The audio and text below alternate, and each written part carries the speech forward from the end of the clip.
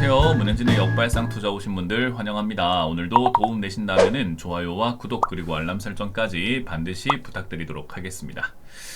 자, 일단 오늘 시장 자체는요, 반도체 관련주들이 조금 밀리게 되면서 또는 변동성을 가지고 오면서 시장도 살짝 왔다 갔다 하고 있는 그런 모습이 보여지고 있습니다. 전반적인 추세로는 우상향을 유지하고 있는 그런 모습이기 때문에 사실 크게 빠진다거나 하는 그런 느낌은 아니고요. 제가 지난번에도 설명을 해드리고 있지만은 이제 강하게 올라가기 좀 힘들다라고 말씀을 드렸잖아요. 약하게 올라가는 그런 모습이 진행이 되고 있다. 그렇게 보시면 됩니다. 일단 이렇게 또 논스톱으로 계속 올라갈 수 있느냐에 대한 문제가 남아있긴 한데, 지방선거도 있고, 딱히 이렇할 만한 악재가 많이 없다 보니까 지금 상태로 간다면은 이제 약간의 우상향 이어져 나갈 수도 있겠구나라고 보여집니다. 대신에 이제 주도주의 성격이 조금 바뀔 수는 있겠습니다.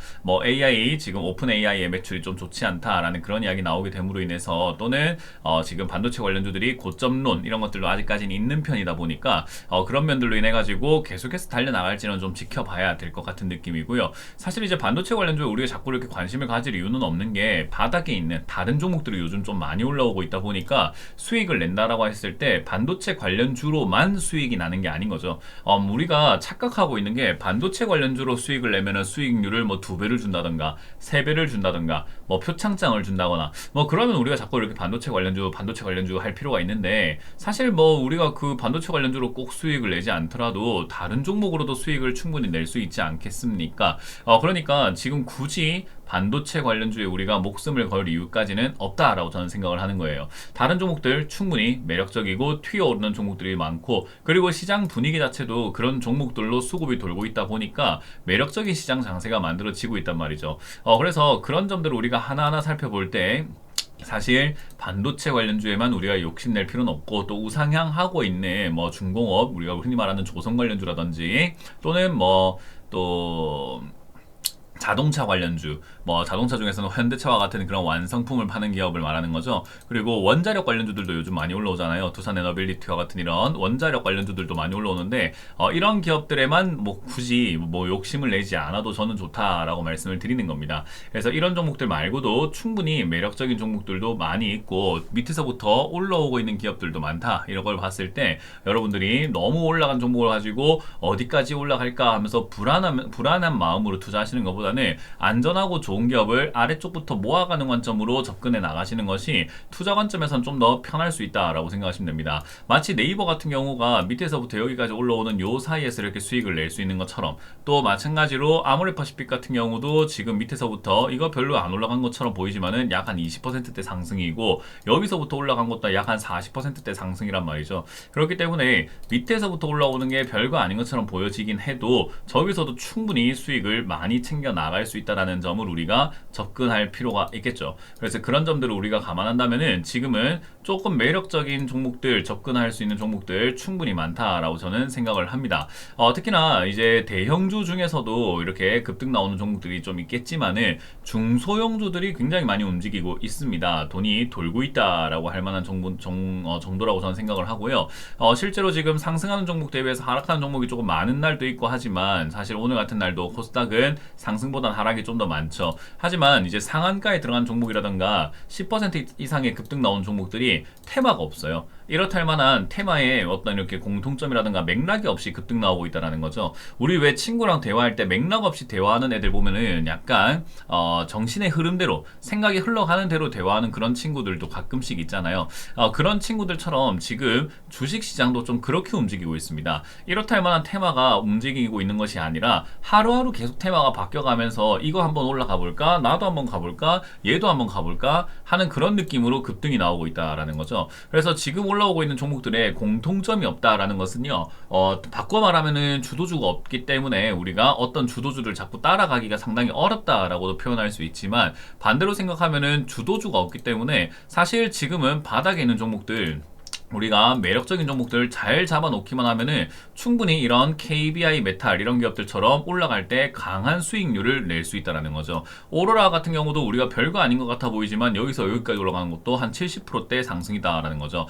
물론 70% 수익을 우리가 다 온전히 챙기진 못하겠지만 그래도 거기에 절반이라도, 아니 3분의 1이라도 챙기면 어떻겠느냐라는 거죠. 나노엔텍도 마찬가지로 여기서 여기까지는 50%나 되고요. 밑에서부터 따진다면 거의 약 한 200%이기 때문에 저 올라가는 상승률에서 우리가 아니 뭐 3분의 1만 챙겨도 어디겠느냐라는 겁니다. 거기다가 요즘에 이렇게 액면 병합 또는 액면 분할하는 그런 기업들 많아지고 있습니다.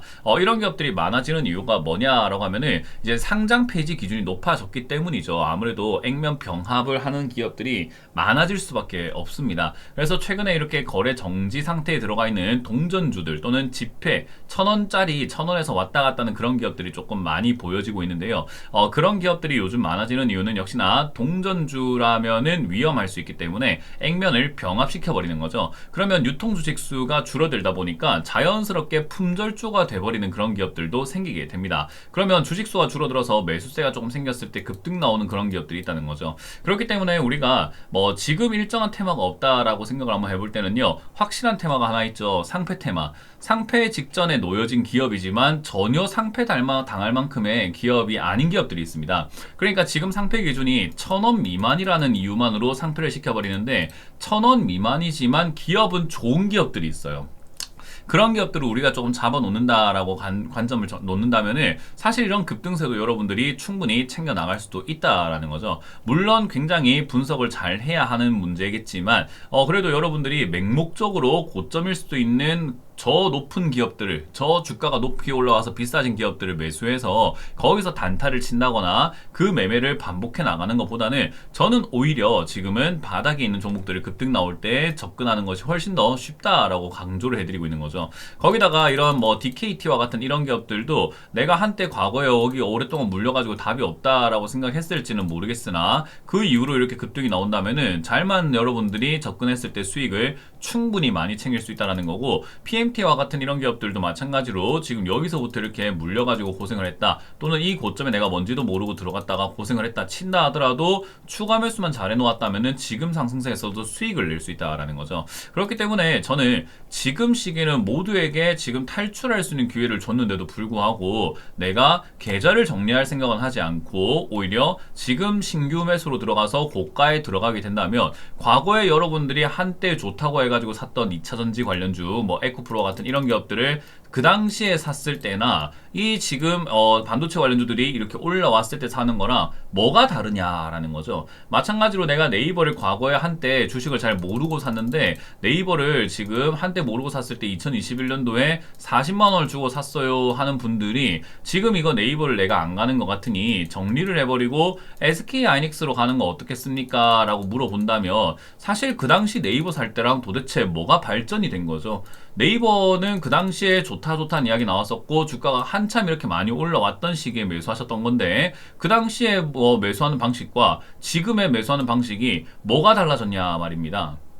지금은 차트가 바뀐 게 없습니다. 왜냐하면 SK하이닉스에서 네이버로 넘어왔는데도 불구하고 차트가 안 바뀌었죠. 우리가 이렇게 네이버를 올라왔던 요 시기를 보는 거나 지금 여기서 바로 SK하이닉스로 짠 하고 바꾼 거나 똑같단 말이에요.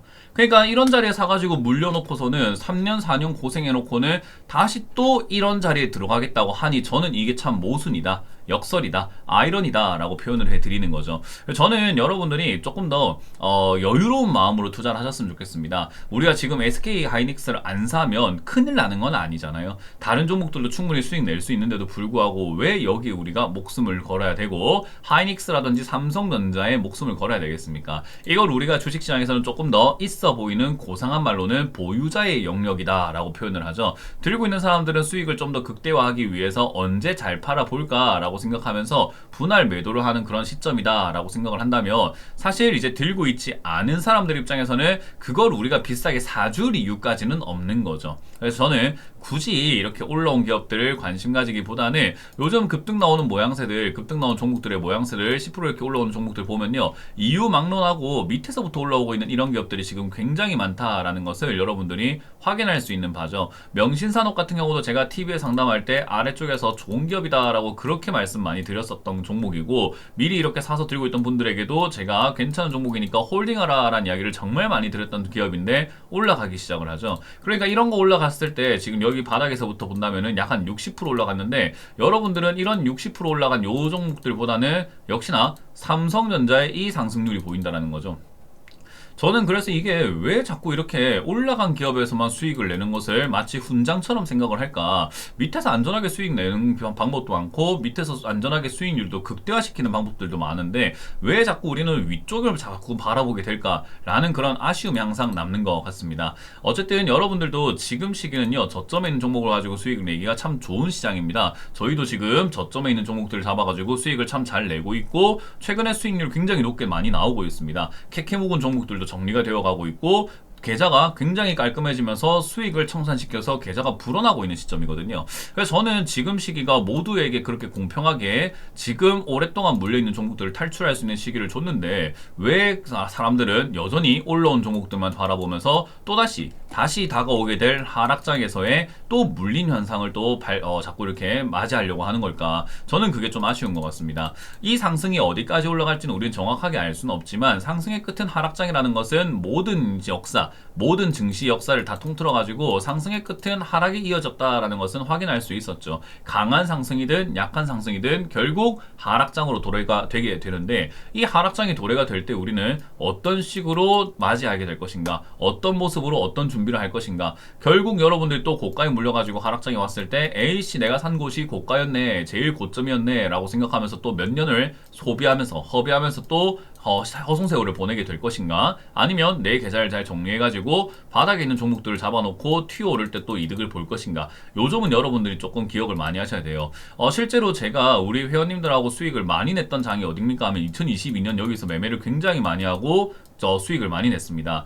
왜 그렇게 됐을까요? 하면은 2021년 제가 거의 1년 내도록 현금화하라라는 이야기를 했고 저 때도 마찬가지로 지금이랑 똑같은 이야기를 하고 있었거든요. 우리는 현금화를 하고 물려있던 종목들을 잘 정리하고 있고 그리고 우리가 갖고 있던 오래된 종목들을 다 팔고 있고 그러고 난 다음에 지금 하락장에 맞는 매매로 매매 방식 자체를 바꿔나가면서 또 우리는 잘 대응하고 있다. 여러분들은 무엇 하시냐라는 이야기를 지금도 똑같이 합니다. 근데 2021년도에 사람들이 저에게 뭐라고 했냐면은 하락한다더니 안 가는데 현금화라더만은 주식 안 떨어지고 잘 버티는 걸 왜 너는 자꾸 떨어진다고 하니? 라는 이야기만 굉장히 많이 해왔었죠. 결국은 그분들은 다 물려서 3, 4년 고생을 하셨고 오히려 우리는 내려갈 때 준비가 잘 되어 있으니 오히려 조금 수익을 크게 낼 수 있었던 장세였던 것 같습니다. 저는 이런 걸 보면서 항상 비유하는 게 개미와 배짱이거든요. 개미가 열심히 일할 때 배짱이들이 기타를 치면서 야, 너 거기서 왜 그렇게 땀을 뻘뻘 흘리면서 일을 하고 있니? 라고 할 때 개미들은 다가올 겨울을 준비했지만 배짱이들은 겨울을 준비하지 않아서 결국 힘들어하는 모습들이 나왔죠.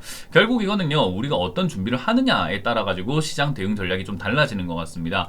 물론 나는 지금 증시가 계속 올라갈 것 같으니 SK하이닉스라든가 삼성전자를 사겠다라는 신념이 있으시거나 그런 분석을 하신다면은 존중합니다. 제가 뭐 분석이 무조건 맞는 건 아니니까 틀릴 수 있는 거잖아요. 그렇기 때문에 여러분들이 생각하는 신념이 만약 더 간다라고 생각한다면은 여기서 뭐 조금 이렇게 공격적인 투자를 하시는 것도 여러분들의 선택이 되는 거지만 저는 개인적으로 그런 공격적인 투자를 별로 좋아하진 않습니다. 그렇기 때문에 보수적이고 안전한 투자가 낫겠다라고 생각하고 지금은 그런 투자가 빛을 발하고 있는 시장이라고 생각을 하기 때문에 여러분들도 올라온 종목 대비해서 내려온 종목을 좀 많이 보자. 특히나 요즘 올라온 종목 대비해서 내려가는 종목이 훨씬 더 많잖아요. 그 말을 올라올 만한 종목들이 굉장히 많다는 걸 의미합니다. 바닥 종목들이 많이 있거든요. 그렇기 때문에 그 점을 좀 체크해 보시면 좋겠다 생각이 들고 그런 섹터 중에서 고르기가 좀 어렵다라고 생각을 한다면 안전하게 여유를 가지고 모아갈 수 있는 섹터죠. 제약 바이오가 저는 지금 제일 괜찮은 것 같다. 저는 개인적으로 그렇게 생각하기 때문에 여러분들이 그 점을 참고하셔가지고 제약 바이오 중에서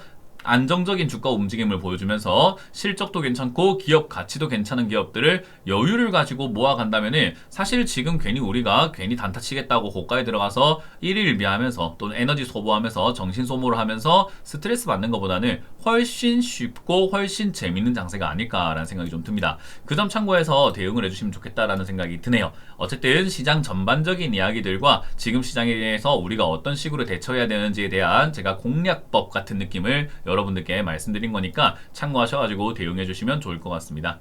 자, 이렇게 마무리 지어보도록 하고요. 다들 도움이 되셨다면 좋아요, 구독, 알람 설정까지 반드시 부탁드리면서 마무리 짓겠습니다. 지금까지 문현진 멘토였습니다. 고맙습니다.